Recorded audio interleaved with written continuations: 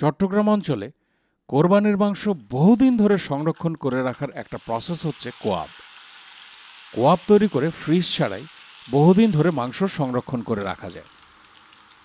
আমাদের চ্যানেলে আমরা এর আগে কিভাবে কোয়াব তৈরি করে সংরক্ষণ করতে হয় সেটা দেখিয়েছি। সেই সাথে কোয়াব দিয়ে 3 রকমের রেসিপিও তৈরি করে দেখিয়েছি। চতুর্থ পর্বে আজকে কোয়াব দিয়ে মাংসের ভর্তা তৈরি করে দেখাবো। খুবই সিম্পল রেসিপি, আশা করছি আপনাদের ভালো লাগবে।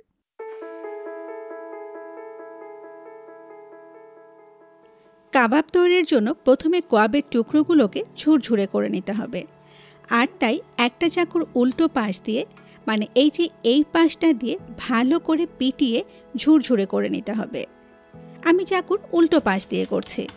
এই একই কাজ আপনারা শিলপাটায় করে নিতে পারেন, আবার কুটনিতেও কুটে নিতে পারেন। যাদের কাছে স্টেক হ্যামার আছে সেটা দিয়েও পিটিয়ে সফট করে নিতে পারেন। তবে যেটা দিয়ে করেন না কেন, খুব ভালো করে ঝুরঝুরে করে নিতে হবে। প্রথমে বাড়ি দিয়ে সফট করে নিতে হবে, এরপরে হাত দিয়ে ঝুরঝুরে করে নিতে হবে। তবে এই কাজটা ব্লেন্ডার, মিক্সার বা ফুড প্রসেসরে করলে হবে না। মোট কথা হাত দিয়েই করতে হবে। আমি টাটকা কোয়াব দিয়ে করছি। আপনারা যারা ফ্রোজেন কোয়াব দিয়ে করবেন তারা প্রথমে রুম টেম্পারেচারে নিয়ে আসবেন, তারপরে এই প্রসেসটা ফলো করবেন। ছোট ছোট টুকরো করেও এই রেসিপিটি করা যায়, তবে এভাবে ঝুরঝুরে করে করলে খেতে বেশি ভালো লাগে। আচ্ছা ঠিক আছে, এবার আমি বলি। এই রেসিপিটার জন্য আমরা 3টা কোয়াবের টুকরো ব্যবহার করব, তবে পরিমাণ একটু কম বেশি হলে কোনো সমস্যা নেই। পরবর্তী মাপগুলো সেই অনুপাতেই বলে দেব। ঝুরঝুরে করা হয়ে গেছে, এবার রান্নায় চলে যাই। আনুমানিক 2 টেবিল চামচের মতো সরিষার তেল খুব ভালো করে গরম করে নিতে হবে। যেহেতু ভর্তা করছি, সরিষার তেল দিয়ে করলেই আসল ঝাঁঝটা পাওয়া যাবে। 5টা শুকনো মরিচ দিয়ে দিলাম। এগুলোকে এখন অনবরত নেড়ে চেড়ে করকরে করে ভেজে ফেলতে হবে। নাড়াচাড়া করতে করতে যখন দেখবেন মরিচগুলোর কালার কালচে হয়ে গেছে, তখন বুঝতে হবে এটা ভাজা হয়ে গেছে। ভর্তায় আমরা 5টা শুকনো মরিচ দিচ্ছি। আপনাদের যদি ঝাল নিয়ে আপত্তি থাকে তাহলে মরিচের পরিমাণ একটু এদিক সেদিক করতে পারেন। মরিচগুলো প্রায় কালচে হয়ে গেছে, এখন আমি এগুলোকে তুলে একপাশে রেখে দিচ্ছি।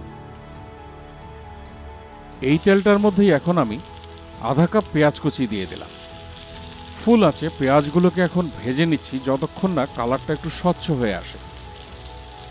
পেঁয়াজ এবং মরিচের পরিমাণ ভর্তায় যত বেশি দেবেন, ভর্তার টেস্ট তত বেশি হবে। মরিচ ঝাল বাড়াবে, আর পেঁয়াজটা কিন্তু ওই ঝালটা আবার ব্যালেন্স করবে। ভর্তার মজাটাই আসে এই ব্যালেন্সটার মধ্যে। দেখতে পাচ্ছেন পেঁয়াজের কালারটা চেঞ্জ হয়ে স্বচ্ছ হয়ে গেছে। এর মধ্যে এখন রসুন কুচি দিয়ে দিচ্ছি 1 টেবিল চামচ, সেই সাথে আদা কুচি 1 চা চামচ। আর ওই যে 3টা কোয়াবের টুকরো ঝুরঝুরে করে রেখেছিলাম সেগুলো এর মধ্যে দিয়ে দিলাম। চুলোর আঁচটা ফুল রেখেই এখন আমি 4 থেকে 5 মিনিট রান্না করব। রান্না করার সময় অনবরত নাড়াচাড়া করতে থাকতে হবে।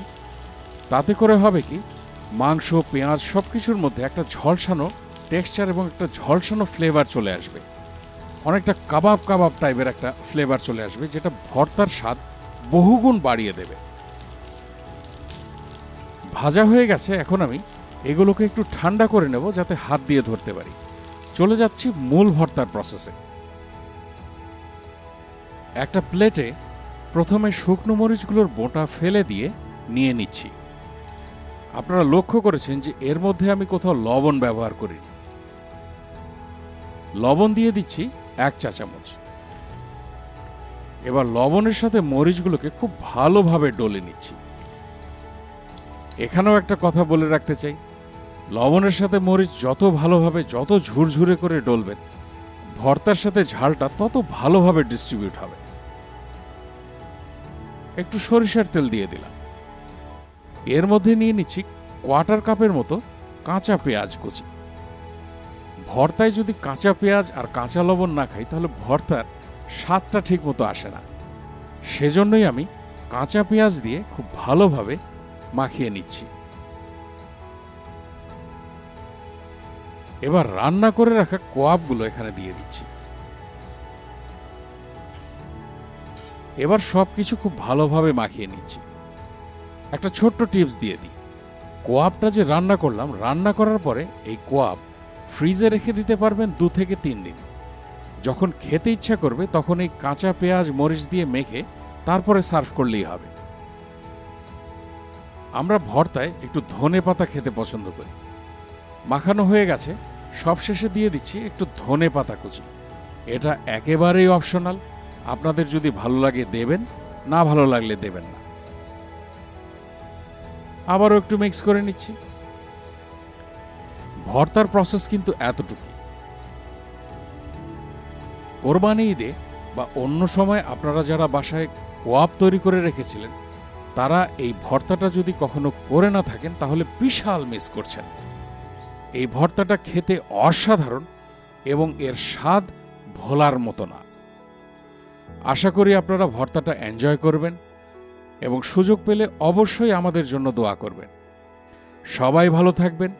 এতক্ষণ সময় দিয়ে সাথে থাকার জন্য সবাইকে অসংখ্য অসংখ্য ধন্যবাদ।